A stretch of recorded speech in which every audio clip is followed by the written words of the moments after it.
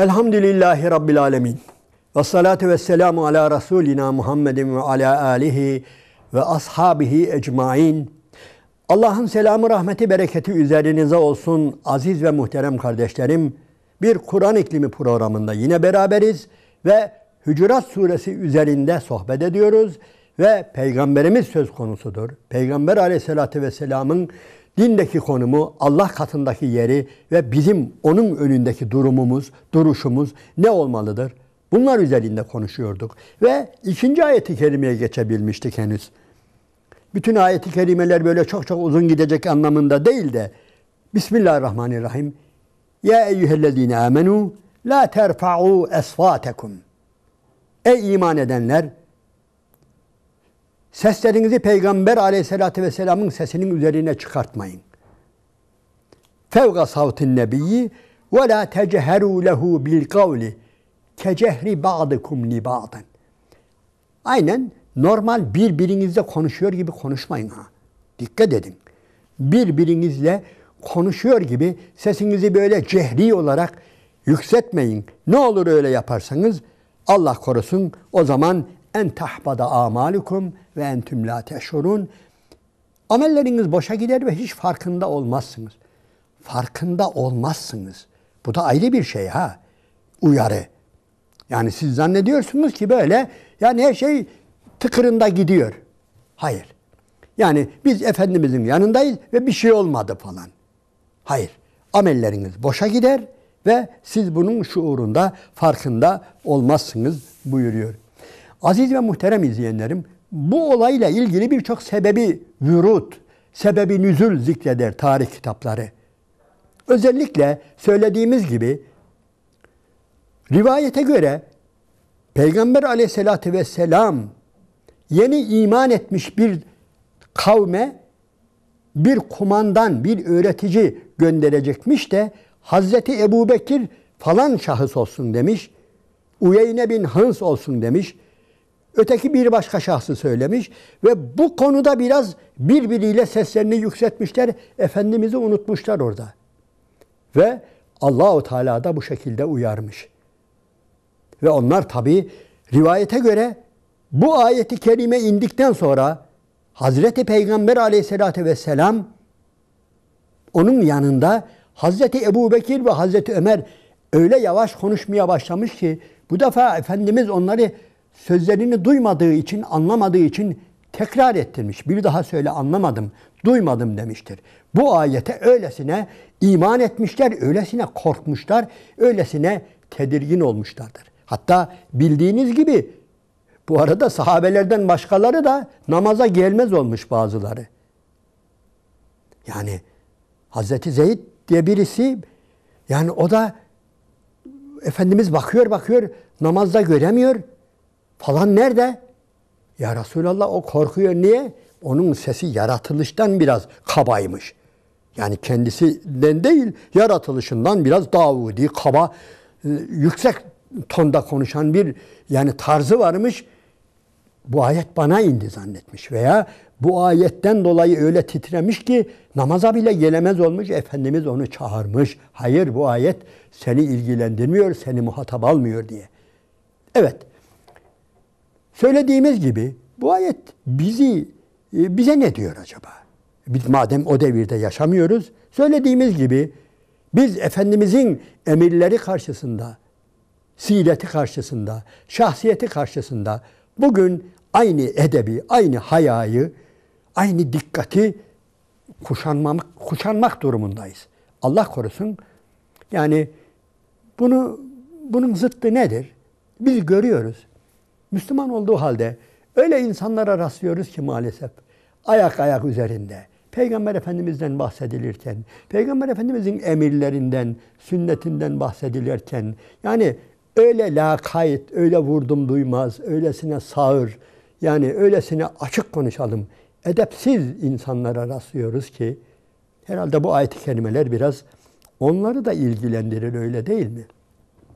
Muhterem izleyenlerim, bazı alimler bu ayetten şöyle bir anlam da çıkarıyorlar. Peygamber o gün aynı zamanda yöneticidir. Ashabının, ümmetinin aynı zamanda hem peygamberi hem kumandanı hem yöneticisidir, idarecisidir. Ve kendi idarecilerimiz, kendi ilim erbabı, özellikle ulul emr, ki bunun içerisinde başta ulema gelir. İyi dikkat ediniz. Hani Allahu Teala Nisa suresinde Bismillahirrahmanirrahim. Ya eyyühellezine amenu ati'ullaha ve ati'ur rasule ve ulul emri minkum. Allah, ey iman edenler, Allah'a itaat ediniz. Resulüne itaat ediniz ve ülül emre, sizden olan ülül emre itaat ediniz derken alimlerimizin büyük bir kısmı ulul emr özellikle ulemadır.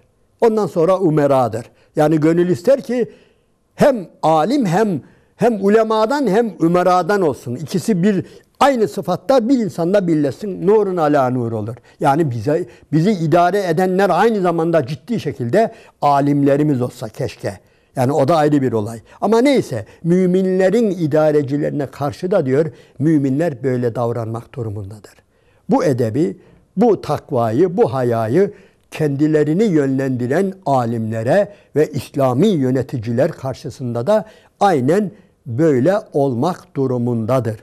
Bunu niye söylüyoruz? Birileri, efendim tarihseldir. Bu geldi geçti. O peygamber yaşarken bu ayetler söz konusuydu. Şimdi vefat ettiğine göre bizi ilgilendirmez diyen bazı zavallılardan dolayı bunu söylüyoruz. Belki yeri değil. Başka bir derste bunu göreceğiz ama unutmamak için söyleyelim. Aziz ve muhterem izleyenlerim, hani Ahzab suresinde bir takım ayetler var. Peygamber Efendimiz sallallahu aleyhi ve sellemin zevceleriyle ilgili ayet-i kerimeler var biliyorsunuz. Bu ayet-i kerimelerde hemen 4. sayfasında Allahu Teala Peygamber Efendimizin eşlerini uyarıyor. Bismillahirrahmanirrahim. Ya eyyühen nebiyyü kul li ezvacike. Ey Nebi, söyle o zevcelerine. İn kuntunne turidinel hayated dünya. Eğer onlar dünya hayatını ve dünyanın zinetini istiyorlarsa gelin size mihirlerinizi vereyim, sizi boşayım, sizi ayırayım de ey Resulüm diyor. Ve devam ediyor. Yok, eğer sizden kim Allah'ı ve ahireti istiyorsa, Resulünü istiyorsa Allah o bayanlara, o Resulün zevcelerini elbette çok çok güzel mükafatlar verecek diye başlıyor ve biraz uzatıyorum ama ya nisâen nebiy, ey Nebi'nin eşleri, siz sıradan kadınlar gibi değilsiniz. Buyurun. Ayet-i kerime aynen böyle. Men ye'ti minkunne bi fahişetin mübeyyinetin yudaaf lehel azab dıgfeyn. Ey Nebi'nin eşleri, siz eğer bir fuhşiyat, bir kötülük yaptığınız zaman diğer kadınlara uygulanan cezanın 2 misli. Azap, günah, ceza 2 mislidir. Sizden her kim de bir güzellik yaparsa ve men yaknut min kunne lillahi ve rasulihi ve ta'mel salihan. Yani sizden her kim Rabbine boyun eğerse, güzellikler yaparsa ona da elbette diğer kadınlara verilenlerden çok çok fazla verilecektir. Lesdünne ki ahadin minen nisa. Siz diğer mümin hanımlardan birisi gibi değilsiniz buyuruyor. Şimdi aziz ve muhterem izleyenlerim, illa buralardan bir şeyler çıkartmak değil de söyleyin. Bu ayet bitti mi yani? Bu ayet-i kerime tarihte mi kaldı? Peygamber Efendimizin ve eşlerinin vefat etmesiyle birlikte bu kitap kapandı mı? Bu ayetlerin hükmü bitti mi? Evet, ben size soruyorum.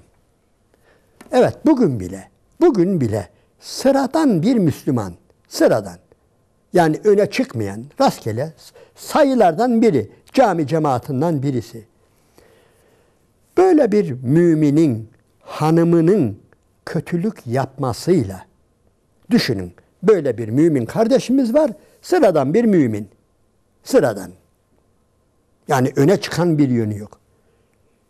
Böyle bir müminin, kızının, eşinin yaptığı bir kötülükle, Allah için iyi düşünün, İslam'ın önderi konumunda, İslam'ın liderleri konumunda ağzına bakılan, gözüne bakılan, taklit edilen, emri tutulan ve işte bu Müslümanların ağabeysidir, lideridir, hocasıdır, seydasıdır, şeyhidir ve sözü tutulan muteber bir insandır.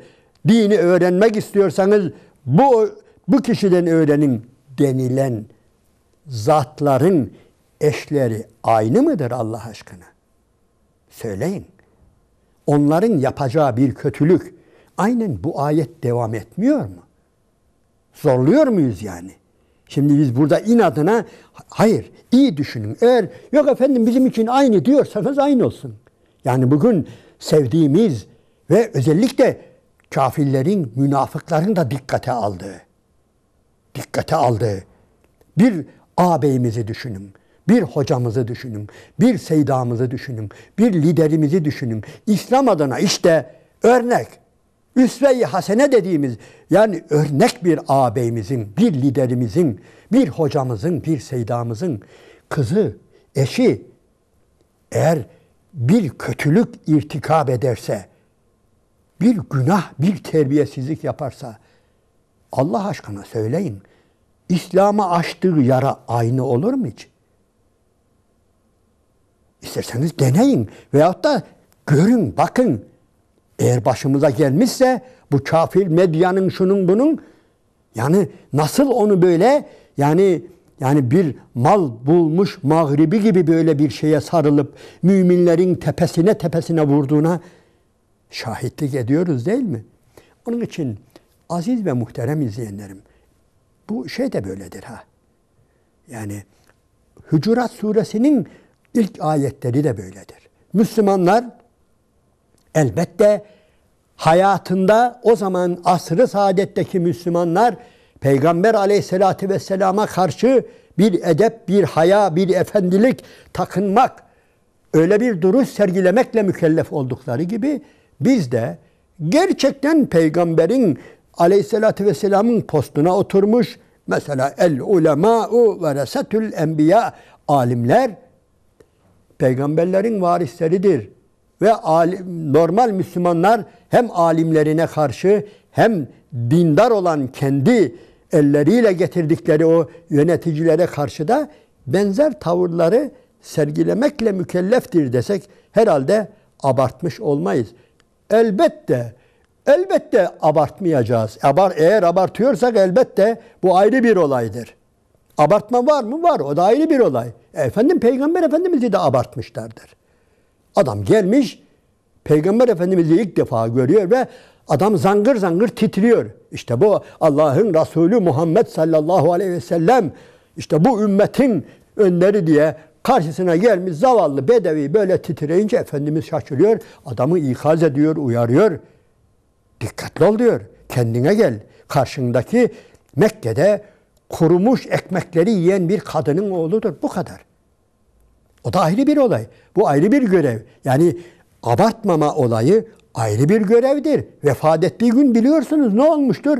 Vefat ettiği gün Hazreti Ömer paniklemiş, şaşırmış. Herkes ne yapacağını bilmiyor. Çıkmış. Yani kim Muhammed öldü derse onu kılıcımla öldürürüm diyor. Şaşırmış ne yapacağını.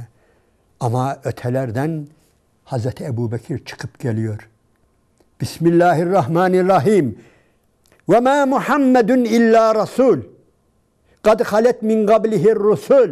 Efe immâte ev gutilen galebtum ala agabikum.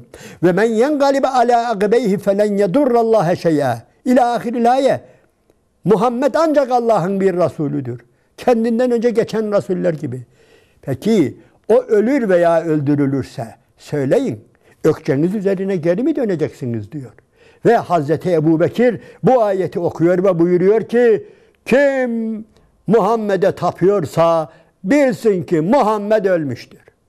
Ama kim Allah'a tapıyorsa, kim Allah'a ibadet ediyorsa iyi bilsin ki o el-hay vel-kayyum, o hayyül kayyumdur. O ne ölür, o her şeyi ayakta tutan yegane diri odur. Demek ki bunun zıttı da olabiliyor. Haşa biz bunun zıttını da yapalım demiyoruz. Biz peygamber kimdir? Biz bunu biliyoruz. Alim kimdir? Biz bunu biliyoruz. Elbette bilmek durumundayız. Allah'ın izniyle bizler ölçülü insanlarız. Ama biz yine de şunu hatırlatıyoruz ki Peygamber Aleyhisselatü Vesselam'ın karşısında ve gerçekten ilim ehli karşısında bu ayetlerden bize de bir şeyler düşüyor. Yani onların karşısında böyle rastgele böyle cahil insanlar gibi bağırmamalıyız. Öteki ayet de bunun devamı. Öteki ayeti fazla şey yapmayalım. Hani Bismillahirrahmanirrahim. Devam ediyor. İnnellezîne yeguddûne asvâtehum inde Rasûlillah. İşte Allah'ın Resulü'nün yanında seslerini aşağıdan alanlar var ya ve bu şekilde bir imtihan verenler var ya, demek ki bu bir imtihanmış. İnnellezîne yeguddûne asvâtehum inde Rasûlillah. Ulaikellezîne imtihanallâhu gulûbehum littakvâ. Bu bir takva sınavıymış demek ki. Birileri böyle bunu basit bir yani adab-ı muaşeret gibi görebilir ama bu bir takva imtihanıymış. İşte bunlar Allah'ın imtihana çektiği takva konusunda kazananlardır buyuruyor. Resulünün yanında edepli davrananlar, hayalı davrananlar, yüzü kızaranlar ve rastgele böyle perdesiz, pervasız konuşmayanlar, bunlar gerçekten Allahu Teala'nın takva imtihanını kazananlardır buyuruyor. Ve Bismillahirrahmanirrahim. İnnellezîne yunâdûneke min verâil hucurâti ekserhum lâ yâgilûn. O peygamberin